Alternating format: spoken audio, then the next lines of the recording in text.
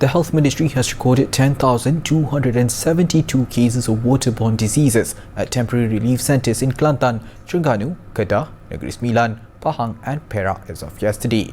However, Health Minister Dr. Dzulkefly noted that all reported infectious disease cases at the PPS are sporadic and under control. During a press conference after visiting the PPS at Maktab Rendah Sains Mara in Tumpat, Dr. Dzulkefly said the cases include 6,730 acute respiratory infections and 3,021 skin infections. Ya, 298 adalah kes acute gastroenteritis ya, yang merupakan radang usus ya, dan 190 kes conjunctivitis ini biasa je ya, dan chickenpox ada 20 kes.